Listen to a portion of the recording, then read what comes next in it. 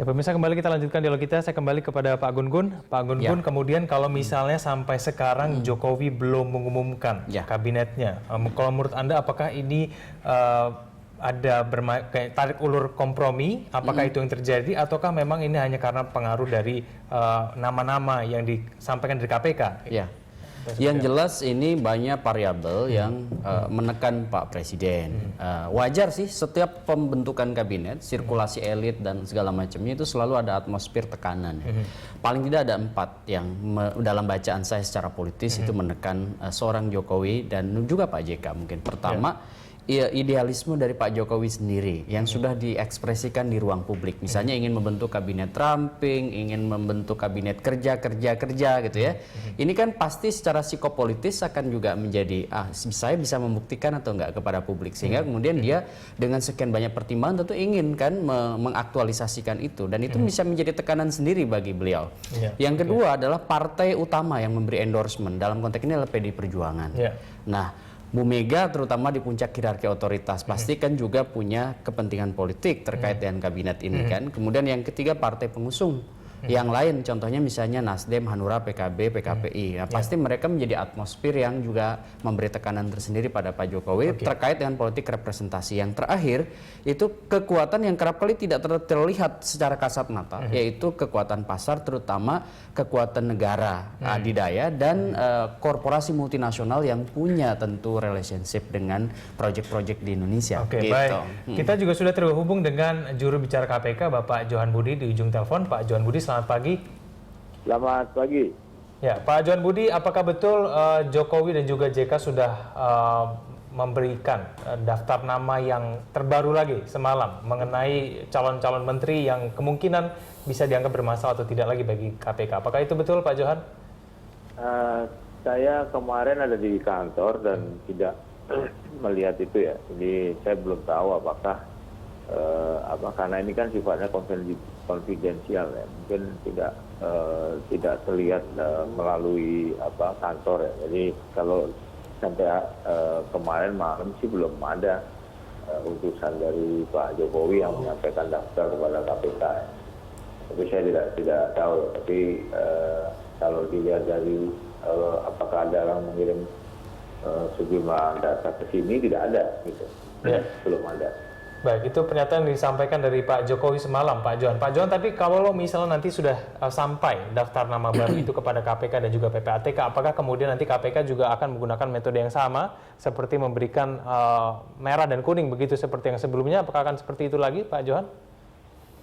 Ya, saya kira gini, untuk yang kemarin itu seperti yang disampaikan oleh Ketua KPK beberapa waktu yang lalu bahwa catatan-catatan sudah diberikan kepada Pak Jokowi. Kalau menurut saya KPK ini tidak pada porsi ya, untuk merekomendasi apakah yang harus dipilih menteri ini ataukah menteri itu. Jadi tidak punya porsi untuk memberikan itu gitu. Jadi KPK hanya memberikan catatan-catatan dari nama-nama yang sudah disampaikan oleh Pak Joko Widodo kepada pimpinan KPK. Nah, untuk selanjutnya saya kira hak prerogatif dari Presiden ya, untuk memilih. Karena begini, ini baru tradisi baru ya, saya kira perlu diapresiasi seorang Presiden memilih calon menterinya sebelum memilih itu meminta pendapat banyak orang gitu ya.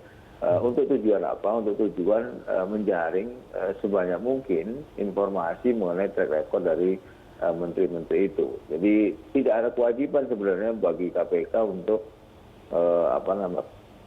memberikan rekomendasi itu. Itu Presiden juga tidak punya kewajiban harus meminta pendapat KPK kan. Tapi ini kan langkah baru ya yang menurut saya perlu diapresiasi dan KPK karena diminta untuk memberikan catatan-catatan terkait dengan calon menteri, maka tugas itu sudah dilaksanakan ya, sudah diberikan catatan-catatan mengenai nama-nama tadi yang Anda sampaikan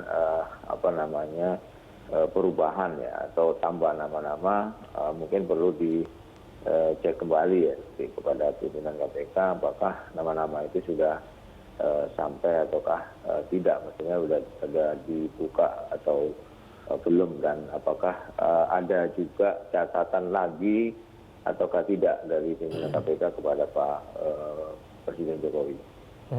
Baik, Pak Johan, kalau misalnya nanti memang nama-nama yang sudah disampaikan itu ternyata katakan sama seperti yang disampaikan kemarin, ada yang warna merah dan juga kuning. Bukankah ini berarti penyidikan KPK sudah besar kemungkinan bahwa nama-nama yang akan disebutkan ini ataupun diberikan tanda oleh KPK ini nanti akan terlibat hukum? Apakah memang akan seperti itu, Pak Johan?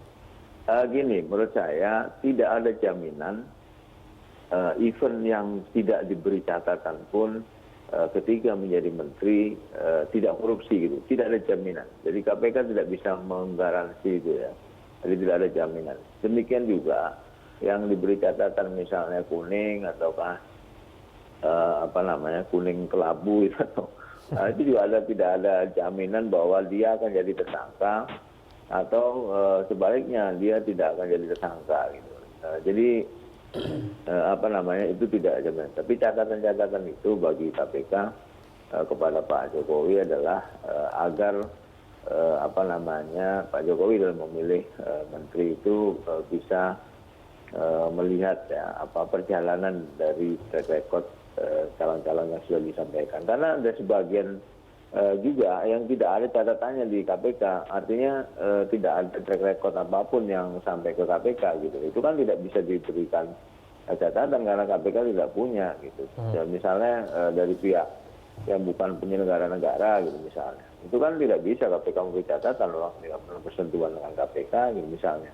Jadi yang lebih catatan tentu yang pernah bersentuhan dengan KPK. Karena itu tadi di awal saya sampaikan, KPK tidak menjamin apakah yang tidak ada catatan itu kemudian digaransi 5 tahun ke depan itu tidak. Selama 5 tahun menjabat sebagai menteri itu tidak korupsi. Karena kadang-kadang orang kalau belum memegang kekuasaan mudah sekali mengatakan bahwa saya tidak korupsi dan kemudian mari berantas korupsi. Tapi ketika seseorang itu diberi kekuasaan yang kemudian di dalam memegang kekuasaan itu ada banyak uang yang dikelola gitu, bisa jadi orang itu menjadi silau dan alfa dan kemudian justru menjadi pelaku korupsi yang luar biasa, bisa jadi itu kan. Baik, Pak Johan ditahan dulu teleponnya, saya kembali kepada Pak Yusuf. Pak Yusuf, apakah Anda masih bersama dengan kami? Baik, mohon maaf kami terputus tampaknya sambungan kami dengan Ketua PPATK, Pak Yusuf. Saya kembali kepada Pak Gun-Gun. Pak Gun, katakan kalau misalnya akhirnya seperti yang tadi KPK bilang, katakan ini kebijakan tetap diberikan kepada Pak Jokowi. Nah, kalau menurut Anda kalau misalnya nanti Jokowi tetap menggunakan nama-nama yang mungkin dianggap oleh dari KPK ini tetap bermasalah, ini nanti kedepannya apakah nanti efeknya buruk atau pasti buruk atau bagaimana? Iya, memang kita harus memahami gitu, bahwa mengangkat dan memberhentikan menteri itu adalah hak prerogatif presiden. Itu sesuai dengan pasal 17 ya, ayat 2 Undang-Undang Dasar 1945, bahwa menteri diangkat dan diberhentikan oleh presiden. Sehingga kemudian data dari KPK, data dari PPATK itu sifatnya masukan kepada presiden, dan tentu karena KPK adalah sebuah institusi yang kredibel, yang dipercayai oleh publik, maka harusnya kemudian masukannya itu menjadi pertimbangan yang signifikan. Meskipun lagi-lagi ya, hak untuk memutuskan apakah si A, si B, si C itu masuk ke dalam kabinet itu sangat bergantung kepada Pak Jokowi. Tetapi kalau kemudian setelah proses ini dilakukan sebagai inisiasi langkah berani ya, untuk kemudian meminta masukan KPK terkait dengan tentu apakah ada potensi persoalan atau indikasi persoalan terutama di wilayah korupsi, itu kemudian tidak diindahkan oleh presiden, maka untuk apa dia melakukan itu kan? Pertanyaannya adalah apakah itu hanya sekedar political publicity seperti yang diduga oleh orang, atau semacam dramaturgi di panggung depan? Nah, ini kan menjadi persoalan kalau kemudian masukan dari KPK itu tidak menjadi bahan pertimbangan. Tapi saya pikir Pak Jokowi dengan berupaya untuk memasukkan sejumlah nama lagi itu kan juga bagian dari respon. Tetapi ingat, ini bukan kemudian mensubordinasikan hak prerogatif presiden itu di bawah KPK, tidak. Kita harus memahami ini dalam konteks yang komprehensif, bahwa masukan tetap hanya sekedar masukan. Tetapi kalau masukan itu kemudian dimintakan oleh presiden kepada KPK dan PPATK, tapi kemudian hanya menjadi public discourse saja, hanya perbincangan publik saja, tidak kemudian punya makna apapun pada pilihan Pak Jokowi, ya kemudian pertanyaan publiknya apakah ini hanya showbiz saja kan? Nah kalau kemudian itu dilakukan konsekuen, Pak Jokowi juga mengantisipasi semua orang yang berpotensi bermasalah, itu kan bagus. Memang saya setuju dengan Pak Johan tadi bahwa nggak ada jaminan ketika misalnya orang itu masuk ke kabinet dan dia clear misalnya.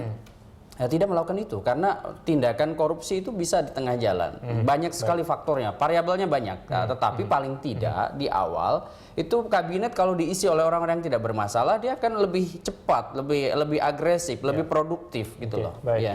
Pak Gun-Gun, kita akan lanjutkan lagi dialog kita di segmen berikutnya. Nanti saya akan tanyakan juga kepada Pak Johan mengenai tanggapannya. Pemirsa tetaplah bersama kami di Jurnal Pagi.